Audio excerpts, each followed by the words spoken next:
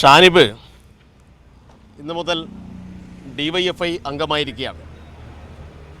പാലക്കാട് തൃത്താല സ്വദേശിയായിട്ടുള്ള ഷാനിബ് വളരെ ചെറുപ്പം മുതൽ തന്നെ KSUവിൽ കൂടി യൂത്ത് കോൺഗ്രസിൻ്റെയും കോൺഗ്രസിൻ്റെയും എല്ലാം പ്രധാനപ്പെട്ട ഉത്തരവാദിത്വം ഏറ്റെടുത്ത് പ്രവർത്തിച്ച ആളാണ്. എന്നാൽ കഴിഞ്ഞ കുറച്ചു കാലമായി ഷാനിബ് കോൺഗ്രസുമായും യൂത്ത് കോൺഗ്രസുമായും അകന്ന് നിൽക്കുകയായിരുന്നു. കഴിഞ്ഞ പാലക്കാട് തെരഞ്ഞെടുപ്പിൻ്റെ ഘട്ടത്തിൽ ഷാനിബ് കോൺഗ്രസിന് വേണ്ടി പ്രവർത്തിക്കുന്നില്ല, കോൺഗ്രസിൻ്റെ ഇന്നത്തെ തെറ്റായ നിലപാടിലും തെറ്റായ പോക്കിലും പ്രതിഷേധിച്ചുകൊണ്ട് കോൺഗ്രസുമായിട്ടുള്ള ബന്ധം വിച്ഛേദിക്കുകയായിരുന്നു. പിന്നീടാണ് ഷാനിബ് ഞങ്ങളുമായി സംസാരിച്ച് DYFIയിലേക്ക് ചേരാനാവശ്യമായിട്ടുള്ള ആഗ്രഹം പ്രകടിപ്പിച്ചത്.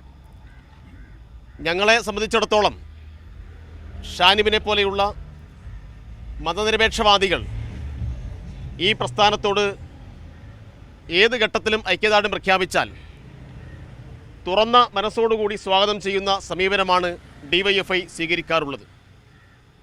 ഷാനിബ് നേരത്തെ ഉയർത്തിയ പ്രധാനപ്പെട്ട കാര്യങ്ങൾ കോൺഗ്രസും BJPയും തമ്മിലുള്ള ബന്ധമാണ്. പ്രത്യേകിച്ച് തൃശ്ശൂരുൾപ്പെടെയുള്ള ലോക്സഭാ മണ്ഡലങ്ങളിൽ കോൺഗ്രസിൻ്റെ 187,000 വോട്ടുകൾ ചോർന്നു പോകുന്ന നിലയുണ്ടായി. അങ്ങനെ കേരളത്തിൽ BJPക്ക് ഒരു പാർലമെൻറ്റ് അംഗത്തെ സൃഷ്ടിച്ചു കൊടുത്തത് കോൺഗ്രസ്സാണ് എന്ന ഷാനിബിനെ പോലെയുള്ള നിരവധി ആളുകൾ ഇപ്പോഴും പറഞ്ഞുകൊണ്ടിരിക്കുകയാണ്. കുറച്ചാളുകൾ മാത്രമേ പുറത്തു വന്നിട്ടുള്ളൂ.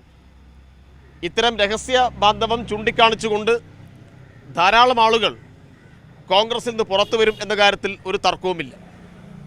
അതുകൊണ്ട് ഇന്നത്തെ ഇന്ത്യ മതനിരപേക്ഷമായ ഉള്ളടക്കത്തോടുകൂടി വളരെ ആത്മാർത്ഥമായി പൊരുതുന്ന യുവതയാണ് ആഗ്രഹിക്കുന്നത്.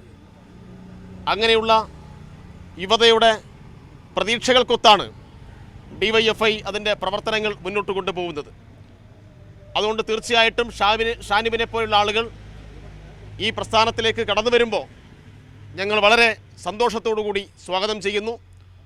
വരുന്ന കാല പോരാട്ടങ്ങളിൽ തോളോട് തോൾ ചേർന്ന് ഷാനിബും ഞങ്ങളുടെ കൂടെ ഉണ്ടാവും. പാലക്കാടും കേരളത്തിലാകെയും ഷാനിബിൻ്റെ നേതൃപരമായിട്ടുള്ള കഴിവുകൾ ഞങ്ങൾ ഉപയോഗപ്പെടുത്തും എന്നാണ് ഈ സന്ദർഭത്തിൽ ഇവിടെ സൂചിപ്പിക്കാനുള്ളത്. DYFI ഏറ്റെടുത്ത നിരവധിയായിട്ടുള്ള ക്യാമ്പയിനുകളോട് പൊതുവെ കക്ഷിരാഷ്ട്രീയതീതമായി ആളുകൾക്ക് വലിയ അനുഭാവം പ്രകടിപ്പിക്കുന്ന നിലയുണ്ടായി. ഇന്നിപ്പോൾ രാവിലെ വയനാടിന് വേണ്ടി ഞങ്ങൾ നേരത്തെ പ്രഖ്യാപിച്ച പദ്ധതിക്ക് വേണ്ടി സ്വരൂപിച്ച പണം എത്ര എന്ന് ഞങ്ങളിവിടെ പ്രഖ്യാപിക്കുന്ന നിലയുണ്ടായി. ഇതുവരെ വന്ന പണം 20,44,00,000 കൂടുതലാണ്.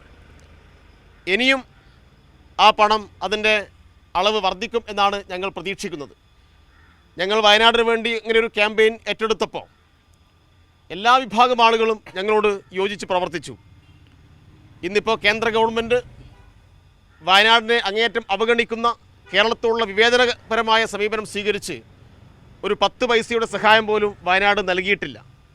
അത്തരം സന്ദർഭങ്ങളിൽ DYFI നടത്തിയിട്ടുള്ള പ്രവർത്തനങ്ങളോട് വലിയ അനുഭാവപൂർണമായ സമീപനമാണ് കേരളത്തിലെ ജനങ്ങളാകെ സ്വീകരിച്ചത്.